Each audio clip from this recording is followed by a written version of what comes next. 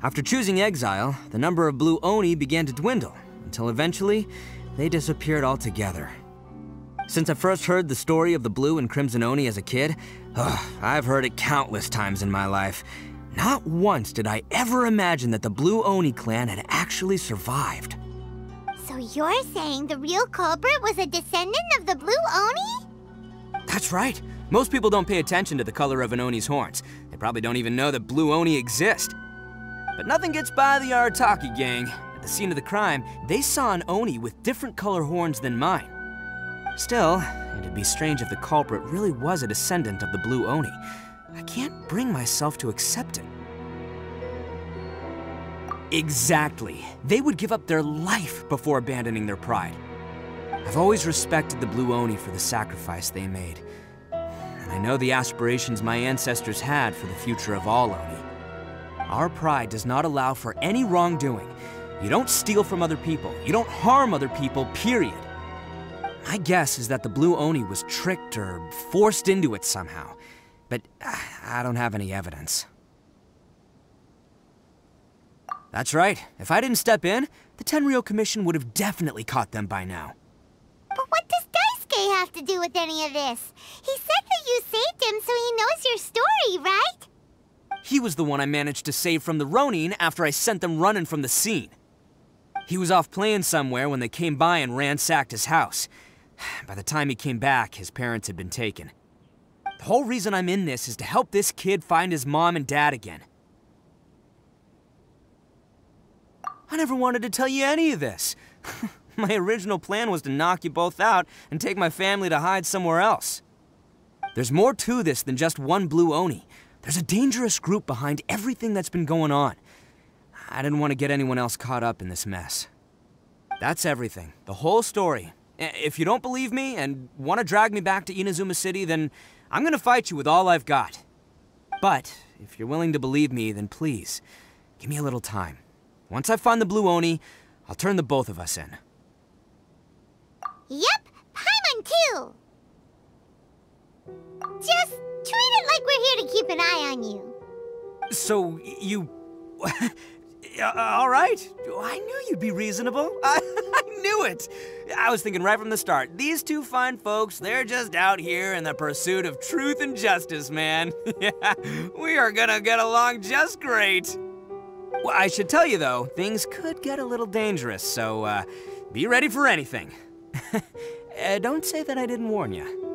Don't worry about us. We're seasoned adventurers. All right, then our first job is to investigate where this blue Oni is hiding out. There's a victim of his that saw him up close, currently taking refuge at Sangonomiya's camp. I figure we can start by talking to him.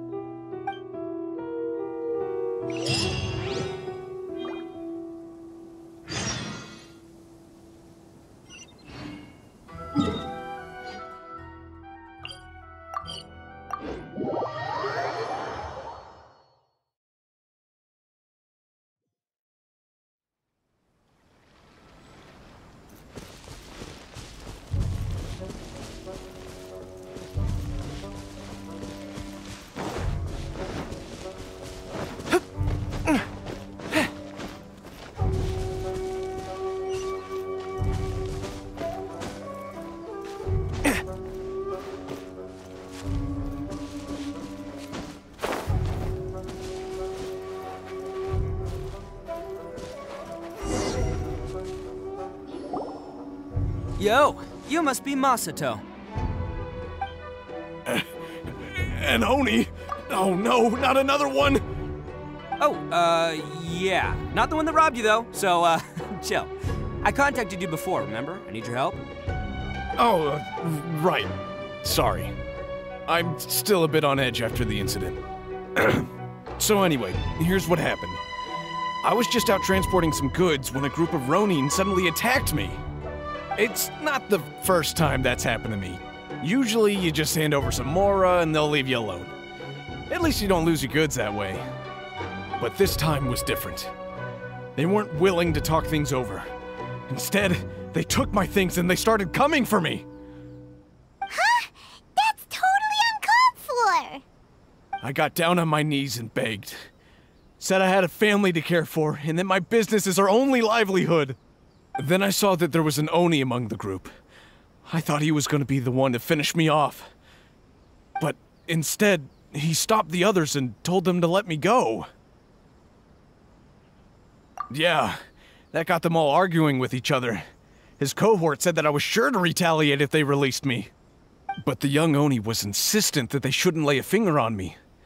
Things got real heated. I thought they were gonna come to blows. Luckily, they let me escape with my life in the end.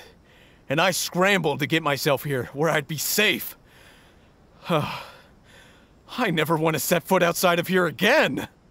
So he'll steal, but he won't harm people. Seems he has some sort of standards. Did he say why they were robbing you? Surely it was Mora, right? What else could they have wanted with me?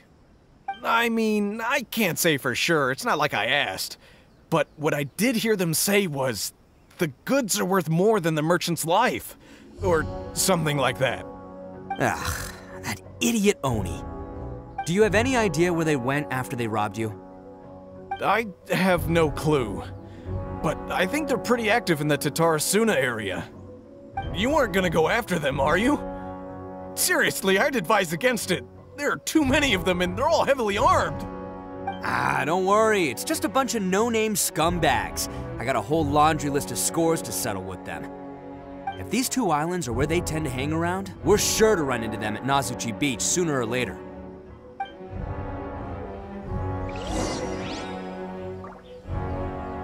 I still think you should leave it alone. They're too dangerous. Never mind the goods. I'm lucky just to have escaped with my life.